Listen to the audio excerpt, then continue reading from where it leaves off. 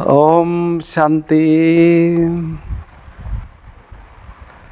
याद का कवच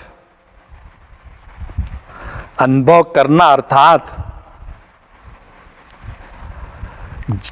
दुनिया में कहते हैं हाई एनर्जी और लो एनर्जी आपस में कनेक्ट होती है,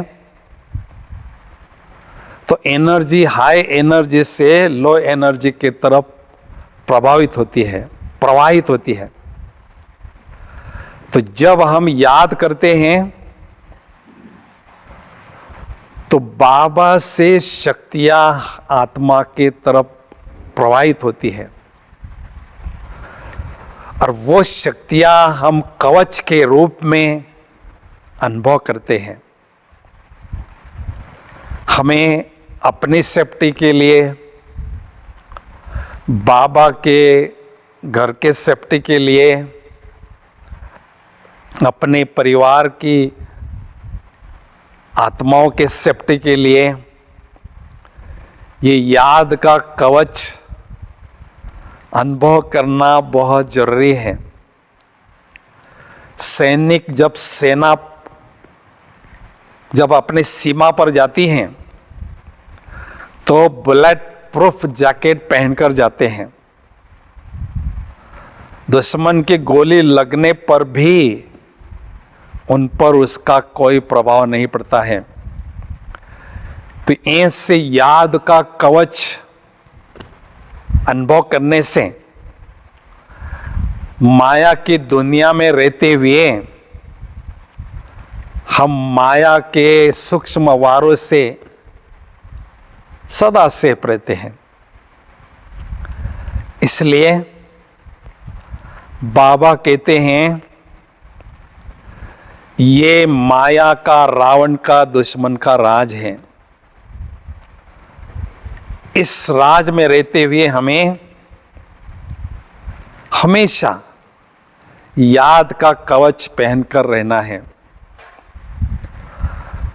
ऐसी श्रेष्ठ स्थिति बनाने के लिए सबसे पहली स्टेप है अशरीरी स्थिति का अभ्यास बहुत पक्का करना, क्योंकि बाबा भी अशरीरी है। याद का कवच अनुभव करने के लिए बाप समान मुझे अशरीरी आत्मा अनुभव करना जरूरी है। 24 घंटे हमें देह का भान नेचुरल रहता है, ऐसे 24 घंटे हमें सत्य भान, आत्मा का भान सदा रहे, उसके लिए पूरी लगन के साथ अभ्यास करना है। क्योंकि देखा जाता है सेवा की प्रवृत्ति में हम बहुत बिजी रहते हैं, उस समय आत्मा के अभ्यास पर हमारा ध्यान कम होता है।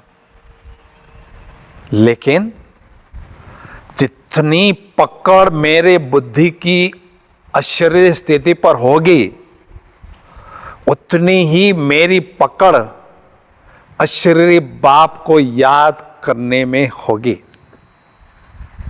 इसलिए एकांत में बैठकर विदेही स्थिति का अभ्यास बढ़ाते जाना है।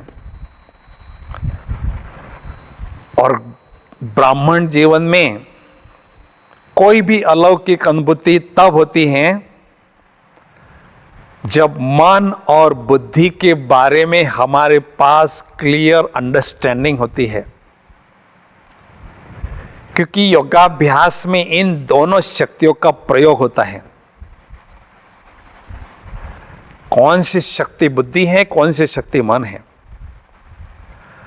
तो बुद्धि आत्मा की आंख कहलाती है, दिव्य नेत्र, ज्ञान चक्षु बुद्धि को कहते हैं, और मन सोचने की शक्ति को कहते हैं। तो आत्मा समझने की यथार्थ विधि क्या है एकांत में बैठकर बुद्धि रूपी नेत्र को भ्रुकुटी के बीच में फोकस करना है। मैं कौन हूं? मैं एक अजीब सितारा हूं और गजब का सितारा हूं। अजीब सितारा क्यों हूं? क्योंकि ये आसमान के सितारे तो इन आंखों से भी दिखाई देते हैं, लेकिन ये गजब का सितारा देखने के लिए दिव्य नेत्र चाहिए। और गजब का सितारा हूं, वंडरफुल स्टार हूं, क्योंकि छोटे से स्टार में सारे कल्प का पाठ नोंदा हुआ है। इसलिए अपने भ्रुकुटी के बीच में चमकता हुआ स्टार अनुभव करना है। न केवल स्टार, लेकिन सुपर स्टार अनुभव करना है। हम सभी बाबा के बच्चे इस बेहद ड्रामा में हीरो एक्टर हैं। केवल एक्टर नहीं, हीरो एक्टर हैं, सुपरस्टार हैं, क्योंकि भगवान ने हमें विशेषता के आधार पर सिलेक्ट किया है। इसलिए आत्मा समझें, लेकिन स्वमान के साथ समझे, अनुभव करें। बहुत अच्छी बात लगती है सुनने में। स्वमान शब्द को धारण करेंगे तो बाप समान बन जाएंगे। इतना गहरा राज इस स्वमान में है। क्योंकि हम देखते हैं, बाबा के घर में जाते हैं, मुरली सुनते हैं, बड़ा नशा चढ़ता है। सेवा में, संगठन में होते हैं, बड़ा नशा चढ़ता है। लेकिन जब हम सेवा केंद्र से दूर जाते हैं, अकेले समझते हैं, तो नशा हमारा धीरे धीरे डाउन होता है। कारण क्या है? नशा हमारा दिन प्रतिदिन आगे बढ़ता जाए। ये क्यों कम होता है, इसके कारण को समझना जरूरी है। क्योंकि हम जो सतयुग त्रेतायुग में राजे महाराजे रानी महारानियां थी, द्वापर में आते ही माया ने हमें किडनैप किया और जेल में ठोक दिया। 2500 साल तक माया के जेल में रहे गुलाम बनकर। उसके कारण आत्मा में हीन भावना कूट कूट कर भरी पड़ी है। उसको हटाने के लिए, उसको मिटाने के लिए बाबा ने हमें यह साधन दिया है स्वमान का। तो स्वमान में स्थित रहने की यथार्थ विधि क्या है? स्वमान के टाइटल बाबा मुरली में बहुत बताते हैं। उसमें से एक या दो टाइटल आपको अपने लिए सिलेक्ट करना है, जो आपको खुशी अनुभव कराएं, जो आपको नशा चढ़ाएं, वो सिलेक्ट करना है। मुझे बाबा ने 88 में वरदान दिया था, सदा विश्व परिवर्तक आत्मा हो, विश्व परिवर्तन का कार्य बाप के साथ कर रहे हो। बहुत लंबा है ये, 4 मिनट का वरदान दिया था।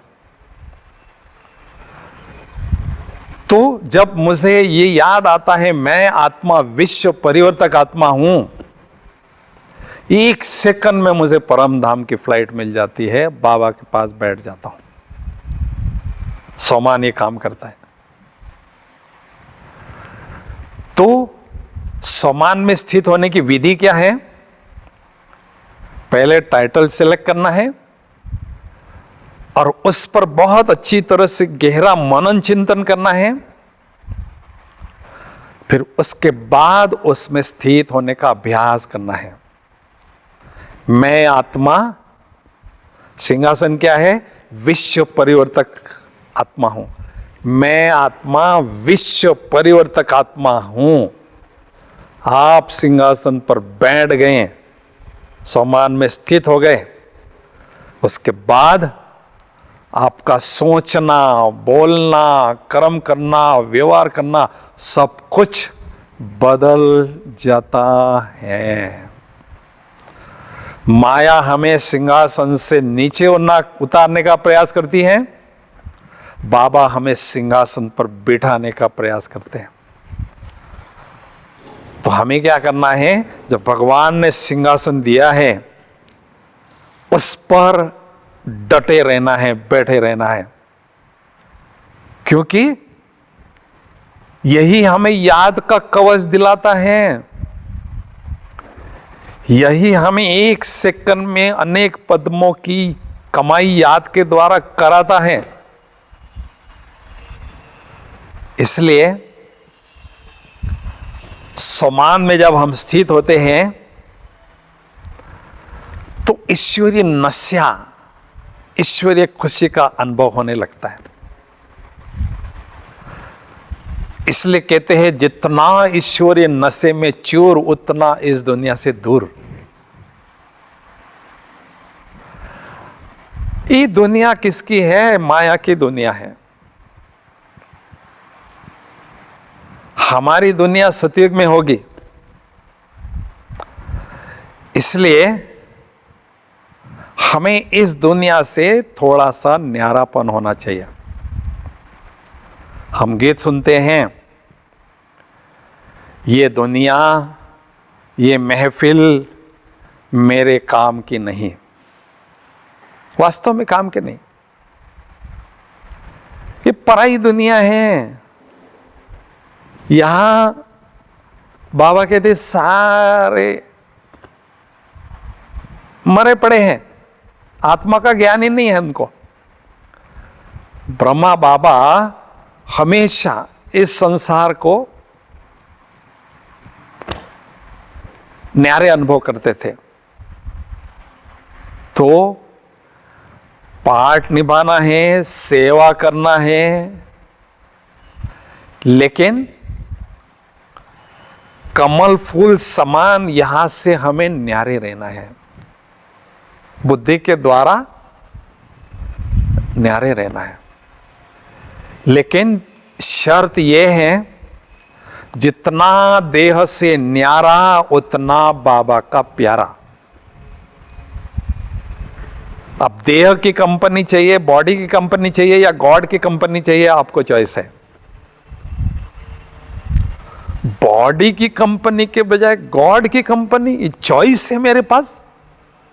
बाप रे बाप रे, तो मुझे तो गॉड की कंपनी ही पसंद है, क्योंकि बॉडी ने तो हमें कौड़ी बना दिया और गॉड की कंपनी हमें सच्चा हीरा बना रही है। इसलिए